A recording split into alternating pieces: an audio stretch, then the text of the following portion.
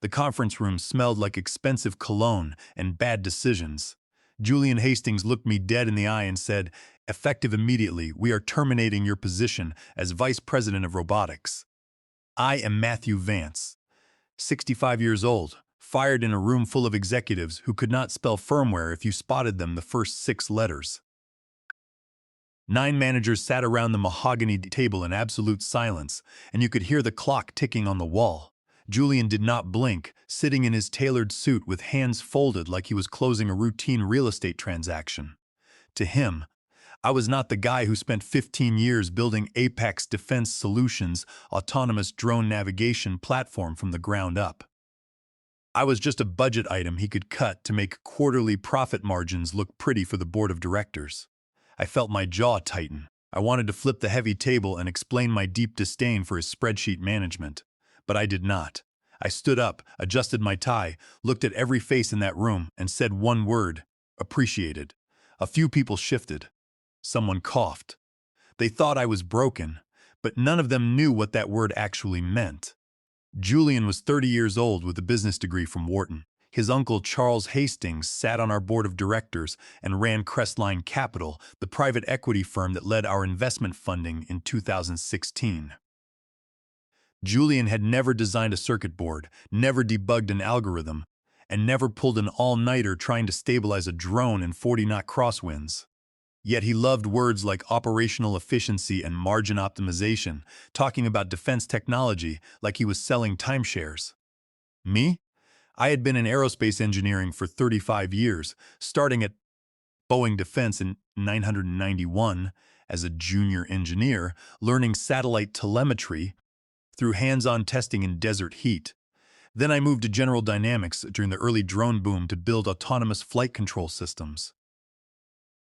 I watched 3 companies fold during budget cuts in 2007, seeing colleagues escorted out on short notice. That was when I learned that if you build something valuable, you must own the keys. When I joined Apex Defense Solutions in 2009, they were a scrappy startup with 12 engineers and a dream of building autonomous drones for commercial inspections of power lines and oil pipelines. They wanted to inspect hazardous infrastructure like offshore oil rigs, high-voltage transmission lines, and unstable chemical pipelines without risking human lives. I built their entire navigation platform from scratch. The Flight Shield system used proprietary algorithms that could fly a drone through dense infrastructure in zero visibility, mapping everything in real time with millimeter precision. By 2015, we had contracts with 25 utility companies. By 2021, we managed inspections for 45% of major pipeline operators.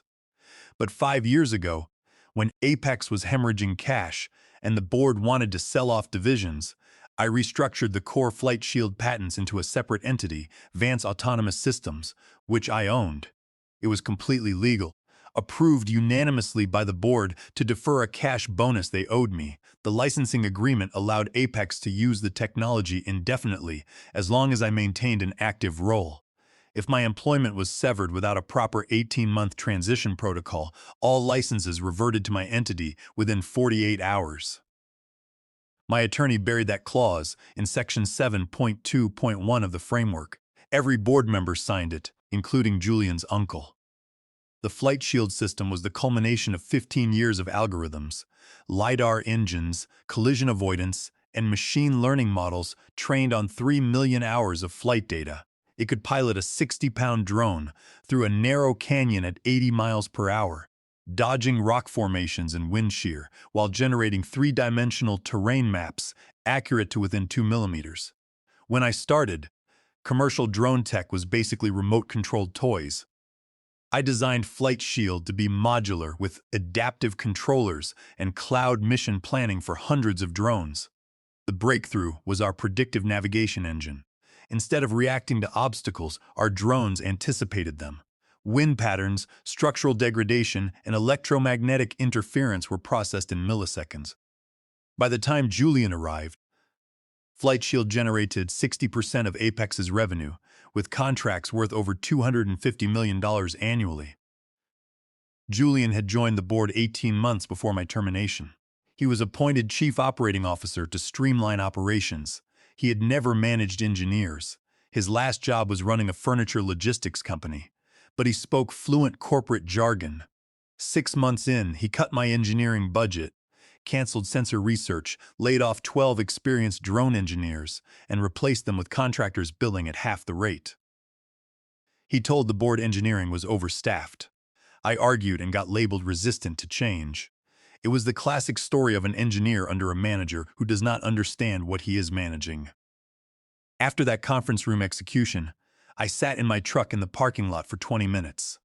My engine was off, windows rolled down, and the cool October air was soothing my face. My phone started vibrating constantly. Toby Thorne, my lead navigation engineer, texted first. He asked, "Boss, what happened? Security locked your office." Are they serious? Toby was 38 years old, with a Caltech doctorate in robotics, and the best autonomous systems engineer I had ever collaborated with during my decades in the field. I recruited him straight out of his doctoral program and spent 6 years teaching him how to make algorithms work in the real world, where wind does not follow equations and GPS signals bounce off walls. Then came Valerie Danvers from operations. She messaged, "Matthew, this is madness. Half the team is in shock. Nobody knows what is happening with the upcoming pipeline deployment." Valerie had been our director of operations for 9 years, a former Air Force officer who served 3 tours managing drone operations in active conflict zones. My older brother Timothy Vance called from his residence. He asked, "Matthew, what happened? I just got a call from your wife." Timothy was 59, a retired Army colonel who now ran a small defense consulting firm. He spent 22 years in military intelligence and had seen plenty of corporate backstabbing.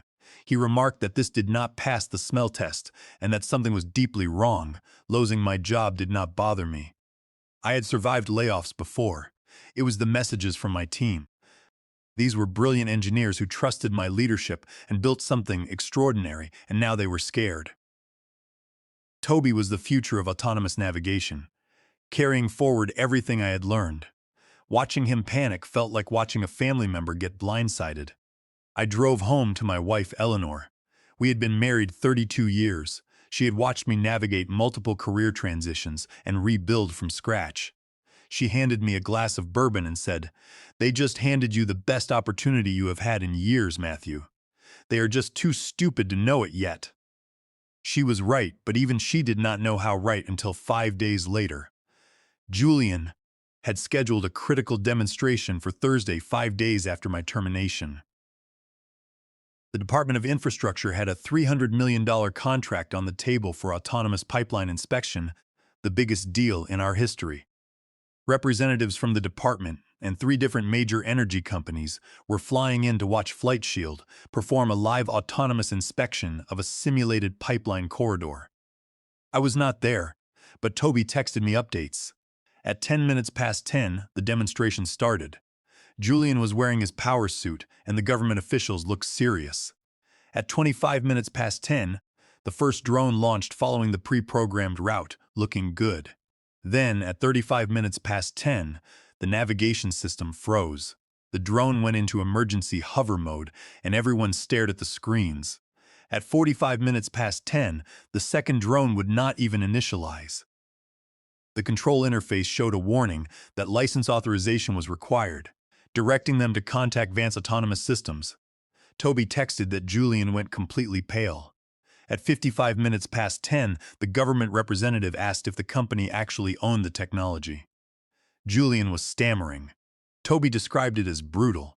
I sat in my home office reading these texts. The system was doing exactly what I designed it to do. When I restructured those patents 5 years earlier, I built in multiple fail-safes. The core licensing framework required periodic cryptographic authorization from Vance Autonomous Systems. If my employment was terminated without executing the transition protocol, all licensing tokens would expire within 48 hours, and the system would enter protected mode. There was no override. The encryption was military grade because that was the standard I strictly enforced during development. At 20 minutes past 11, it was a complete disaster.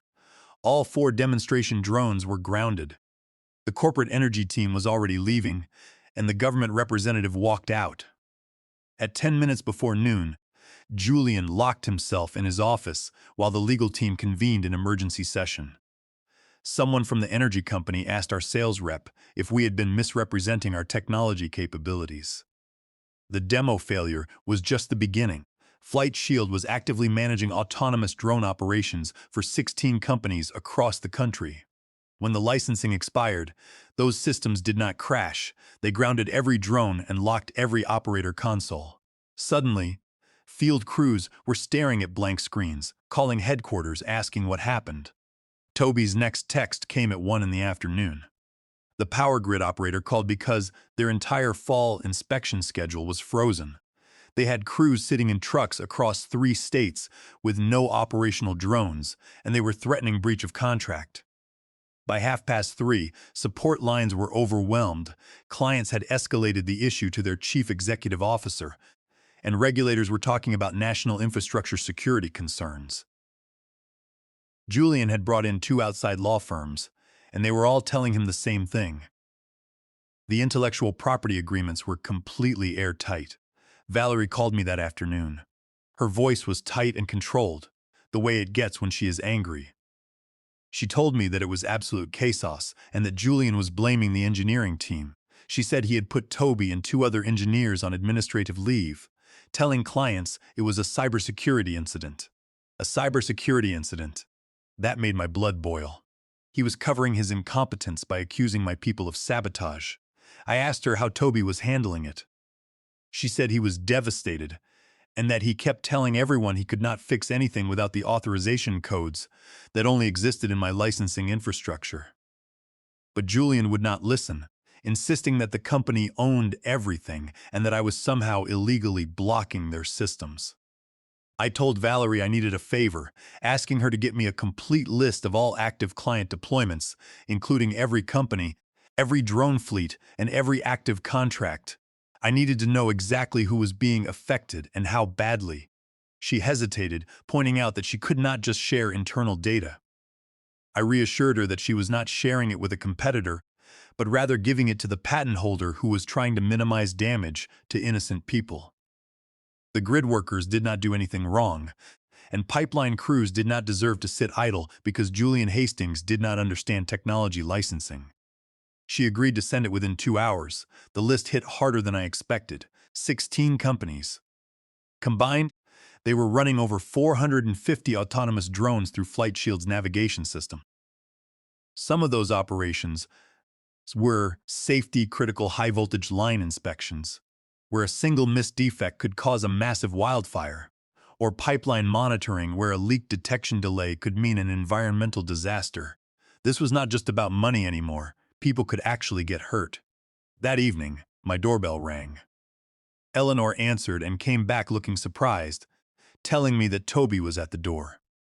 Toby Thorne stood on my porch, looking like he had been through a war. He was wearing a wrinkled shirt, had coffee stains on his jeans, and dark circles under his eyes. He said we needed to talk and that everything was falling apart. I brought him into my study and poured him a bourbon. He stood there, telling me that the pipeline operators were pulling their contracts, and the grid lawyers had sent a formal breach notice. And to make matters worse, Julian had sent a company-wide email calling the system failure a technical anomaly and saying external consultants were being engaged to resolve it. He was talking about me like I was some help desk technician instead of the person who built every line of code in that platform. I told Toby that I designed those fail-safes for a reason. Julian thought he could fire the pilot and keep the plane flying, but it was not just Julian getting hurt. Our entire team was being scapegoated. He had accused Oliver Higgins of leaving back doors in the navigation code. Oliver had been with us for 5 years, and his wife had just had a baby 4 weeks ago. He was terrified he was going to get fired and lose his health insurance. That hit me in the chest. Oliver was one of my first hires, a quiet guy with incredible attention to detail. His baby was only 4 weeks old. Toby asked what Julian was saying about restoring access. I explained that Julian was convinced the company owned everything, and that I was breaking the law. Even though 3 different law firms had explained why he was wrong, he would not hear it, repeatedly claiming they had paid for the technology. I did not sleep much that night. I kept thinking about Oliver and his newborn daughter, and about Toby who had trusted me with his career. I had built those fail-safes to protect myself, but collateral damage was never part of my plan. The next morning, my phone rang at 7 o'clock. It was the Human Resources Director, Evelyn Crawford. She spoke with that artificially cheerful voice she always used. She asked how I was doing and said there had been some internal discussion about my situation. She suggested they might have moved a bit hastily on the leadership transition. I told her to skip the script, pointing out she was only calling because clients were threatening lawsuits, and their drones were grounded across the country. She admitted there had been some operational complications and said they would love to explore a consulting arrangement, proposing a 60-day engagement to help stabilize systems while they brought new technical leadership on board. I asked how much they were offering. She said they were thinking $450,000 plus accelerated vesting on my remaining stock options. I actually smiled. Offering that amount to fix a crisis costing clients millions of dollars per day was insulting. I told her I was not interested. She immediately countered, asking what about $750,000. I told her she still did not understand the situation. Julian Hastings had fired me publicly in front of people I had worked alongside for 15 years, treating me like a broken copier he was sending back, and now they wanted me to fix his disaster for consulting fees. The silence stretched before she asked what it would take. I told her it would take Julian Hastings publicly acknowledging that he made a mistake, the board guaranteeing that every engineer on my team was protected from retaliation, and a formal apology to Toby Thorne, Oliver Higgins, and every other engineer Julian had accused of sabotage. And honestly, even then, I was not sure I would be interested. She pleaded with me to be reasonable, saying companies were losing money, but I told her Julian should have been reasonable before he decided to play power games with technology he never bothered to understand. Then I hung up. 4 days after that phone call, I received an email from someone I had not spoken to in 8 years, Beatrice Caldwell at Helios Aerospace. She wrote that she had heard through the grapevine what happened and suggested we meet for lunch. Beatrice had worked with me from 2010 to 2015, back when we were still building the foundational navigation algorithms. She was a brilliant aerospace engineer, with a Stanford doctorate and a business degree from the Massachusetts Institute of Technology. She understood both the technology and the business better than anyone I had ever met. Julian's uncle had pushed her out during one of their early reorganizations, claiming her department was redundant. The real reason was that she had told the board, in front of Julian, that his cost-cutting strategy would destroy the company's technological advantage. She was right, and he never forgave her for it. Helios Aerospace was our primary competitor in the autonomous drone inspection market. They had been trying to build something comparable to Flight Shield for 5 years with only moderate success. Their systems worked fine in open terrain, but they could not match our precision in complex environments, dense infrastructure, offshore platforms, or confined spaces. The gap was our predictive navigation engine, and they knew it. We met at a quiet restaurant in downtown Houston on Wednesday, exactly 10 days after Julian had fired me. Beatrice looked sharp and confident.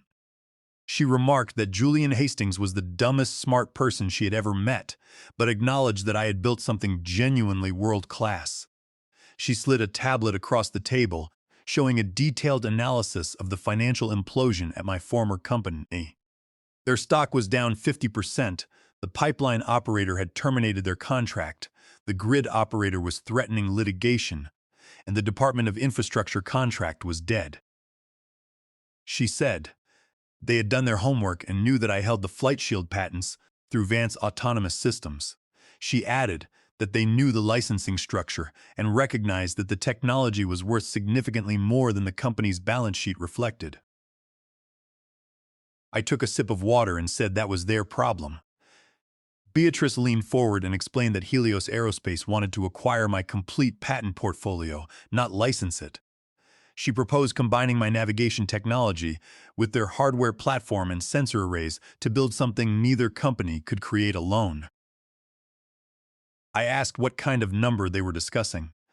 She offered $500 million for the full patent portfolio, plus a 5-year position as their chief technology officer at $3,600,000 annually. She promised full authority over technical direction, the research budget, and hiring. She pointed out that I would be building the next generation of autonomous systems with the resources and respect I deserved. $500 million for patents that Julian Hastings thought were just software on a server, for work he had called legacy systems in a board meeting. I asked if this was a real offer.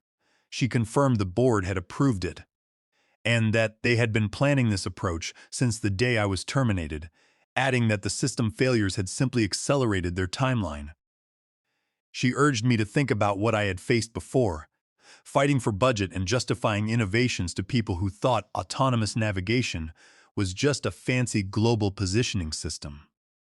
At Helios, she said, I would be working with engineers who understood the physics, executives who respected the science, and a board that knew the difference between cost-cutting and value creation. I asked about the timeline, and she said due diligence would take 2 weeks, followed by another 2 weeks for patent transfer and integration planning. She added that I could be their chief technology officer very soon, with a team of my choosing and a state-of-the-art laboratory. I thought about Toby, Oliver Higgins, and his newborn daughter, and Valerie and the rest of the team stuck in the chaos. I asked about bringing my people over. She replied that they had already anticipated this and that Toby Thorne was at the top of their wish list, along with Valerie Danvers to run field operations and Oliver Higgins in a senior role. She promised they were prepared to make competitive offers, with signing bonuses to offset any non-compete concerns. This was not about revenge anymore. This was about building something better with people who deserved to work somewhere their talent was valued. I told her I needed a few days. She agreed but advised me not to wait too long, noting that my former company was bleeding out and other firms would start circling the patents. That night, Eleanor and I sat on the back porch with our drinks. She had been watching me carry the weight of the past 2 weeks, the anger and the guilt about my team. She asked what my gut said. I told her that Julian Hastings had tried to throw away the most valuable thing his company ever built, and now someone smarter was going to benefit from his arrogance. She pointed out that $500 million was a different universe, providing generational wealth. She agreed that while the money mattered, it was really about the work, and that Helios had the resources to do it right. She told me I already knew the answer. I called my attorney, George Montgomery, the next morning. He had been my lawyer for decades and had structured the patent agreements. I told him I needed him to review an acquisition offer of $500 million for the full Vance Autonomous Systems portfolio from Helios Aerospace, along with a chief technology officer position. After a long whistle, he said it was a major transaction and that we should review the details. We spent 4 hours dissecting every clause, including patent valuations, tax implications, and employment terms. George confirmed that everything was clean, the patents were unencumbered and held by my entity, and the licensing had expired exactly as designed when my employment was terminated. He assured me they had zero legal standing to block the sale, and that the employment terms were strong, giving me meaningful authority. I called Beatrice that afternoon and told her let us do it. She was thrilled and said she would get their legal team moving on due diligence immediately, welcoming me to the team. Friday evening, 10 days after my termination, my doorbell rang. Julian Hastings stood on my porch in wrinkled clothes, looking as though he had aged 10 years. He asked if we could talk. I let him in, and Eleanor brought us coffee before disappearing upstairs. Julian claimed I could not sell the technology to their biggest competitor. I told him it was not their technology and never had been. He argued that it was developed at their company. I pulled out the folder containing copies of every legal document George had structured, including patent assignments signed by their own executives. I told him to read Section 7.2.1, explaining that their own board had approved this arrangement. I added that they simply never explained it to him, because nobody imagined he would be foolish enough to terminate the patent holder without following protocol. Julian's face went gray. I watched the realization hit him: confusion, denial, and then deep regret. He stammered that this would destroy the company, affecting 300 people. I told Julian that if he wanted to help those people, he should offer anyone who wanted to leave a full severance package of 18 months of salary, continued benefits, and job placement assistance. I added that he should give me a list of every engineer who wanted to stay in autonomous systems, as Helios was hiring and I was building a team. He accused me of gutting his company. I replied that he had gutted it. He decided a spreadsheet was more valuable than 35 years of expertise. He stared at me, then walked toward the door, remarking that the board told him I would go quietly. I replied that they did not know me well. The signing was the following Tuesday, 14 days after my termination. The Helios Aerospace headquarters was magnificent, filled with actual prototypes. Beatrice met me in the executive conference room. The contract was 85 pages long, but it came down to two things. Vance Autonomous Systems sold its patent portfolio for $500 million, and I signed on as Chief Technology Officer with a 5-year commitment. I signed my name 15 times, each feeling like closing a door. Beatrice welcomed me and told me to call Toby Thorne to tell him he starts Monday. The news broke 3 hours later, reporting that the company had lost its core drone technology in a $500 million deal.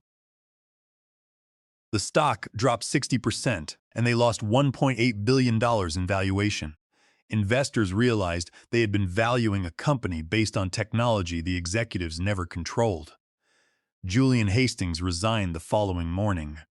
The board released a statement about strategic repositioning, but industry insiders knew the truth. The man who had fired me had just proven how foundational the right expertise really is. Toby called me that night, sounding like himself again. He asked if it was real. I told him it was real and joked that I was his chief technology officer now. He laughed, the first time I had heard him laugh in 2 weeks. 3 weeks later, Toby and 9 other engineers started at Helios. Valerie Danvers came on as Vice President of Field Operations. Oliver Higgins accepted a senior engineering role with a 20% raise and premium health insurance. Even my brother Timothy ended up consulting for us on security architecture, bringing his decades of military intelligence experience. The transition was smoother than anyone predicted. Our new platform launched ahead of schedule, and revenue hit $120 million in the first quarter, mostly from clients who had been burned by the old company's instability. The federal contract that Julian had botched was won by Helios, valued at $320 million over 5 years. The technology Julian had dismissed became the foundation for the next generation of autonomous infrastructure management. My former company filed for bankruptcy 18 months after I left, selling their remaining assets. The employees Julian had worried about mostly found better positions. Turns out talented people do not stay unemployed long. Julian Hastings was last heard doing management consulting, probably advising others on efficiency while admitting how he destroyed a firm because he could not tell cutting costs from cutting capabilities. People ask if I feel guilty. Honestly, no. Julian thought he could replace 35 years of engineering with spreadsheets. He thought publicly firing me would signal bold leadership. Instead, it revealed what everyone on my team already knew. He was managing something he never understood. Furthermore, my lawyer pointed out that their desperate attempt to present a forged patent transfer document during the dispute was a direct violation of California Penal Code. Section 470, which carries severe criminal penalties for forgery of legal contracts.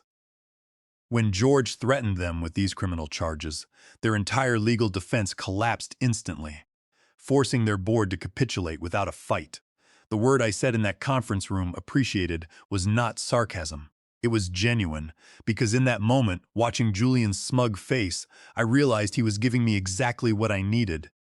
Freedom from fighting people who did not value what I built. Freedom to take my work somewhere it would be respected, and freedom to build the team and technology I always envisioned. When young engineers ask for advice, I tell them 3 things. First, your expertise is not just what you know, it is how you protect what you create. Second, always read the contracts. And third, never let someone who does not understand your work decide what it is worth. because the day will come when they try to replace you. And if you have been smart, that is the day you discover your real value was always higher than their compensation. Julian Hastings thought I was the redundancy, but it turns out I was the primary system, and he just disconnected it. That lesson cost him his job, his company, and $500 million. But me, I am 65 now, standing in a lab at Helios, watching Toby Thorne test our systems. Eleanor and I bought land where I can sit on the porch and think. We are set for life, but the money was never the point. The point is waking up knowing my work matters, my team is valued, and the people who believed in me are building something extraordinary. That is worth more than any severance package Julian could have offered. Appreciated. I meant every letter.